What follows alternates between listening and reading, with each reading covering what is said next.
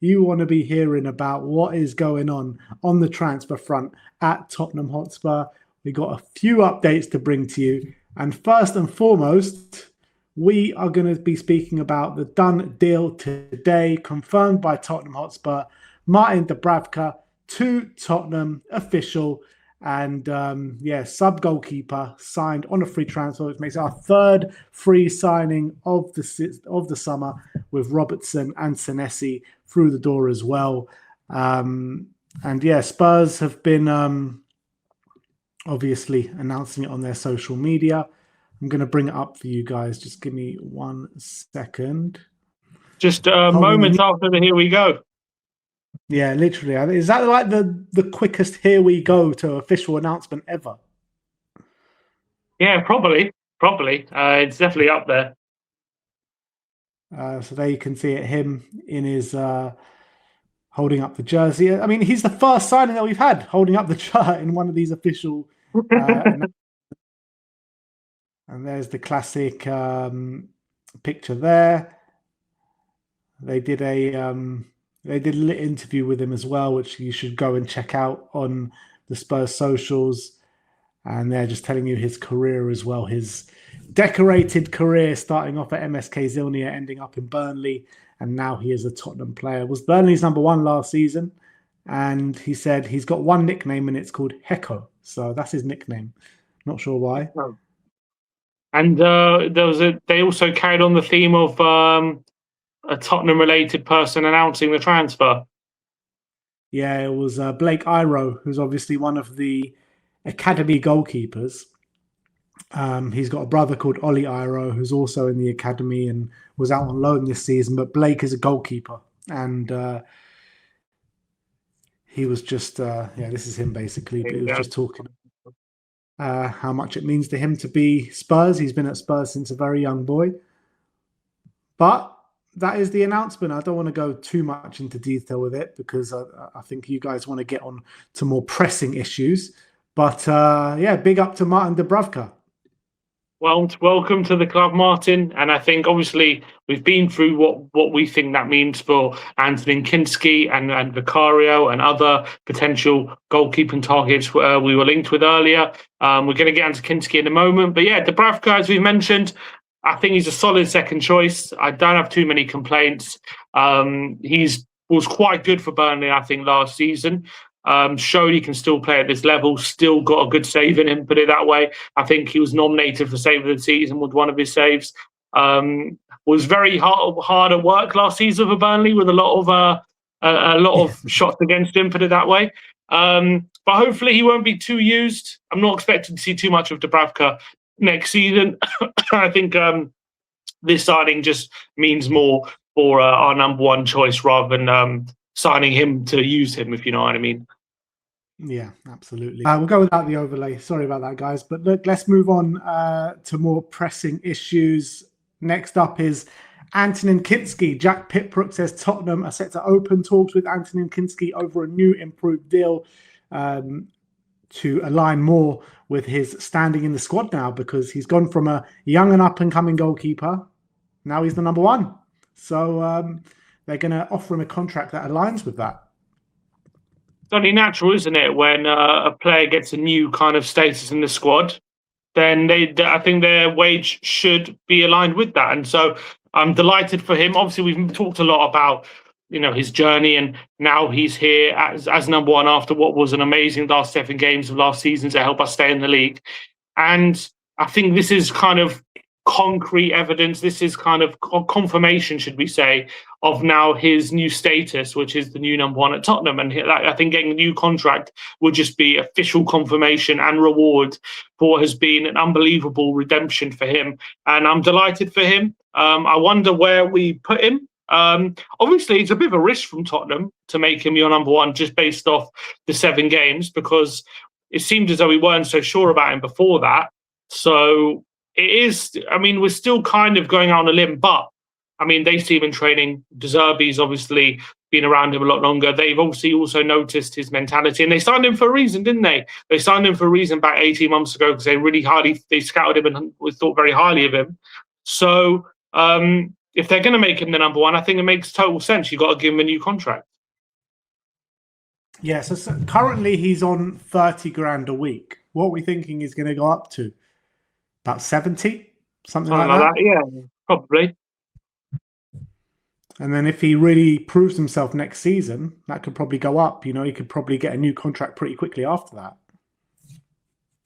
I mean, a number one keeper at a club like Tottenham, obviously depending on how their standing is, but if he's if he has a really good season and we're now confident he's the number one long term, because I think next season he's still probably got to prove a bit. As much as he comes in at number one, he's got to prove he can stay as number one now, and I think that's got to be a bit of a challenge for him. So if he can prove that, and he gives us a lot of confidence that he's going to be our number one long term, then yeah, you're looking at probably close to 100 grand a week at that point. Yeah, so Vicario is 75 grand a week.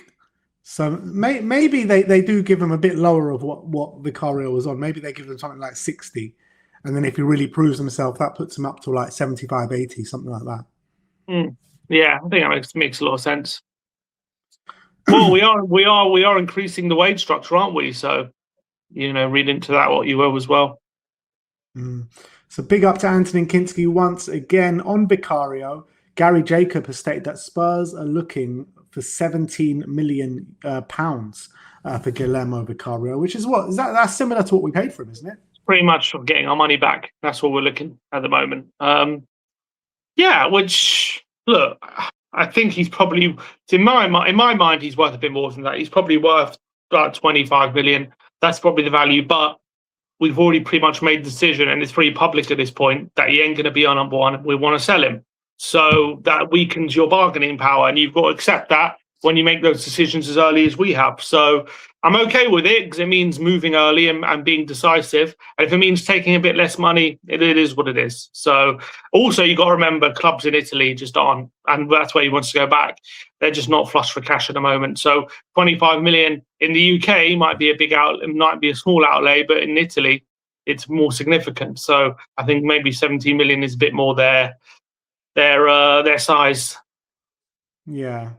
I mean, so look, all on the positive front. Obviously, Vicario's not out the door yet, but goalkeeping situation sorted. We know Kinsky's going to be our number one, and Dubravka's going to be the backup.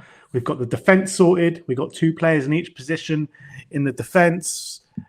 And so the right back is Pedro Porro-Jed Spence. Right centre back is Van Hecker and Danso. Left centre back, we've got Mickey van der Ven and Senesi. Left back, we've got Robertson and Destiny Udogie. So it's all shaping nicely. It feels like they're working bottom up in terms of the team.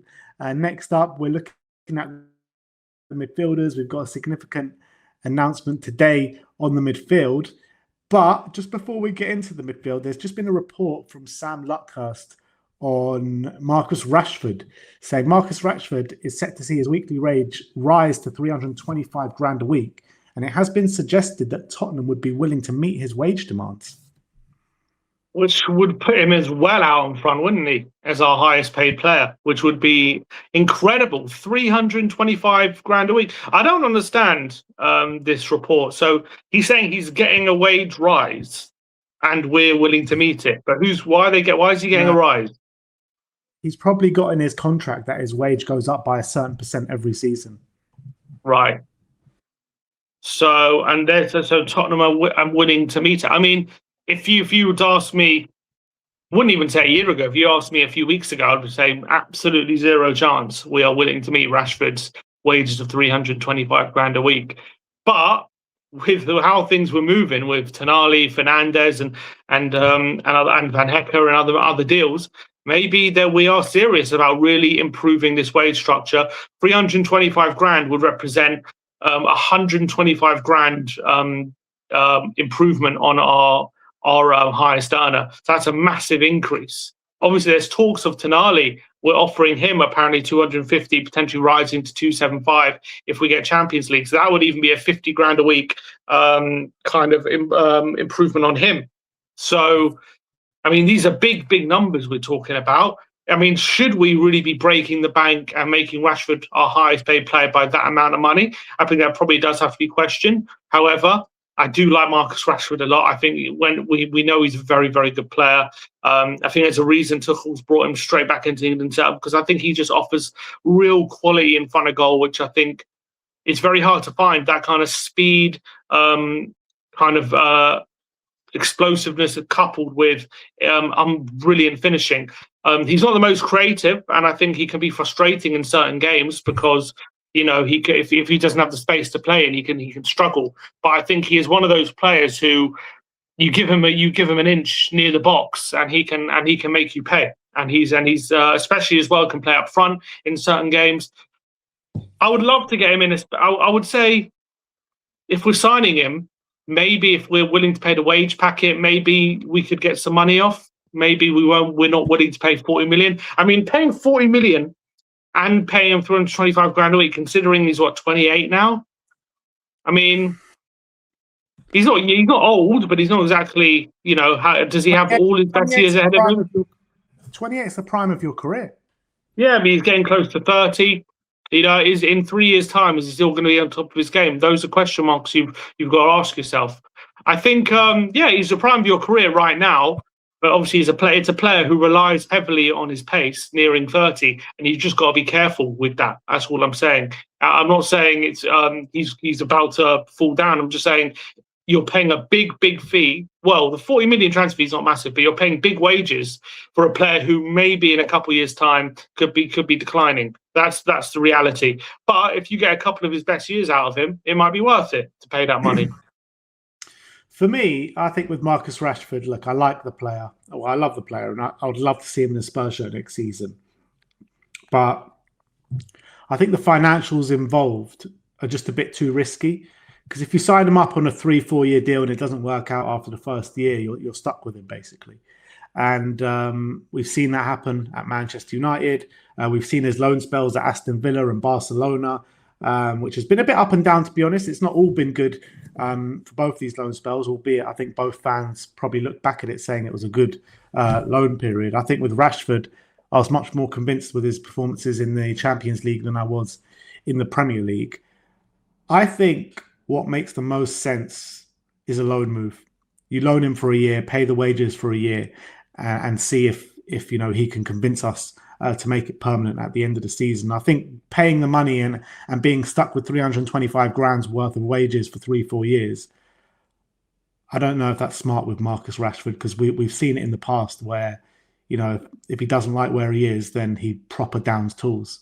So I think a loan move is probably the only viable option for me.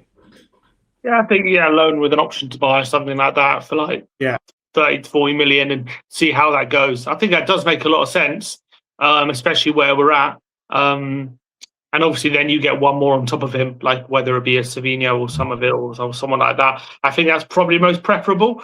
So yes, that's what I'm wondering. I'm saying the wages is a lot. It is a lot. And then I was like, maybe if we're paying those wages, could we get some money off, or maybe just do the loan deal? I think that probably suits everyone at this point. So if we're prepared to pay the wages, if Man United are looking to shift him, I think the biggest thing for Man United is probably getting those wages off the books, isn't it? I don't think they're crazy about getting that transfer fee right now. I think they know it's unrealistic getting a big one with those wages already. So unless we agree a permanent deal and Man United agree to subsidise part of the wages, but I don't know if they would agree to do that. I would prefer just to loan him, even if they do subsidise some of the wages. Just loan him. I think he needs to earn his right to play for Tottenham, to be honest, judging by how his Man United tenure did end. So it's a risky one, Marcus Rashford. It is a risky one, but I think De Zerbi can get the best out of him. I really do. So I think Spurs should go in for a loan, and if we can get in a Savinho, get him and Savinho on the left-hand side, all of a sudden you've got Kudus and potentially Kulusevski on the right-hand side, and that forward line is starting to shape up a little bit.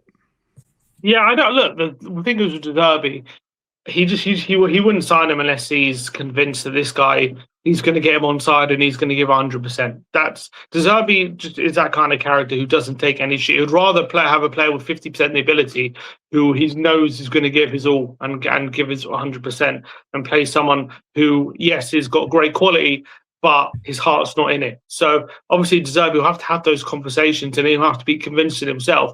But we know De Zerbi, that character he just doesn't take any shit, does he?